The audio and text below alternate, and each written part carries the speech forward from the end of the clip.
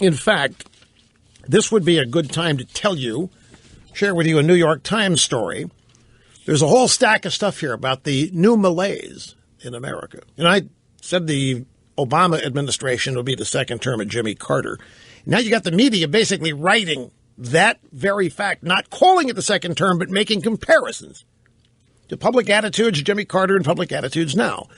The New York Times has a fascinating story, The Vanishing Male Worker, How America Fell Behind. And it is a story about men, primarily in the 25 to 54 demographic. This story details the deep changes in our country, culture, society, which have made it easier to live without working. And that's not good. 16% of men, 25 to 54, are not working. Now, one of the reasons that they're not working, and there are many reasons, there are economic reasons, Obama economic policy reasons, feminism is a reason, there are fewer men attending college because they've been chickified, and why go to a place you're going to be portrayed as a rapist or the enemy all day? Well, who needs that? It's tough enough. Without showing up someplace just because you have male genitalia makes you a predator and a bad guy. Who needs that? So they're staying away in droves. And that is having an impact on jobs, status, self-esteem, you name it. But there's also less pressure to find jobs because more and more men in this demographic remain unmarried. And so there is no necessity to provide for dependents. Don't have any kids, no wife, no family. Just you, okay. Sit around, drink beer all day, watch TV, watch ESPN, fine. You're not affecting anybody else. You're not letting anybody else down, just yourself. But it's less pressure, less performance pressure. So you don't need to go out and focus on yourself as much. You don't need to go out, especially if a benefit here feeds you and a benefit over there gives you a phone and a benefit over here enables you to watch sports on TV. You got a TV set, you're fine. Many men, from this story, many men in particular have decided that low-wage work will not improve their lives. In other words, entry positions start out, not going to help me, in part because deep changes in American society have made it easier for them to live without working. People misunderstand this. When I make the point we got 92 million Americans not working, but they're all eating, that's not a criticism of them. Many people hear it that way.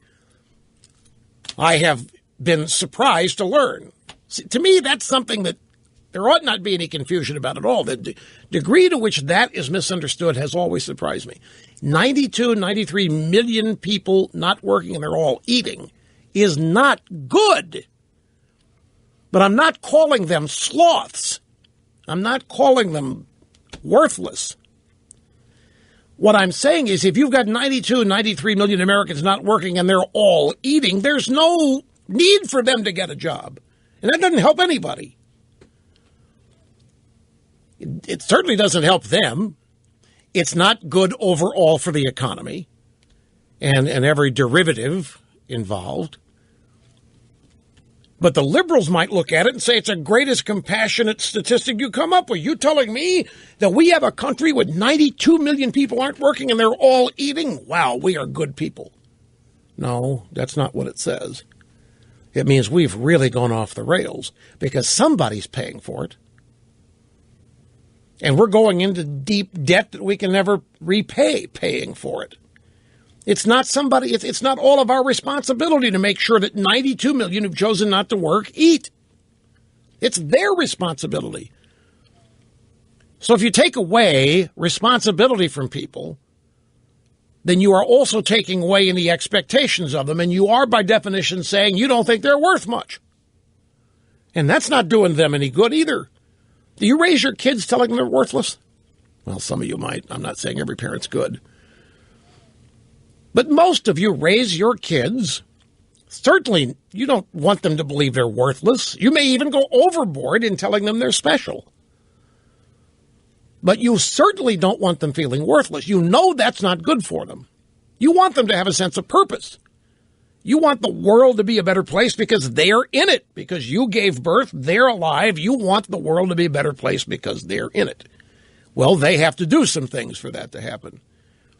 92, 93 million Americans sitting around not working, but all of them eating and all of them on the phone and all of them watching television is not what the founders had in mind. It is not the way you get to a growing, productive, satisfied, achievement-oriented society.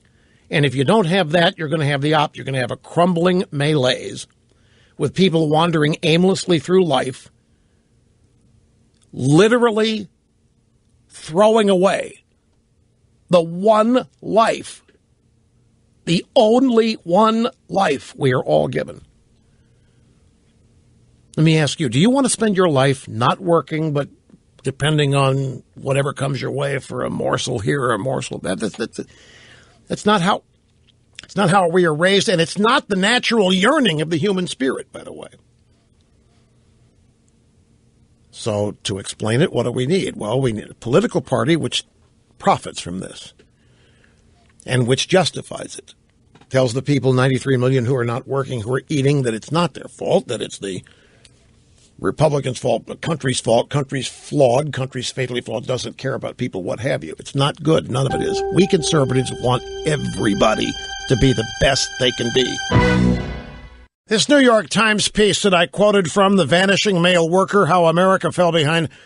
This is a series on unemployed that started after the elections. Not before. Oh, no, they would not dare run these stories before the election. No.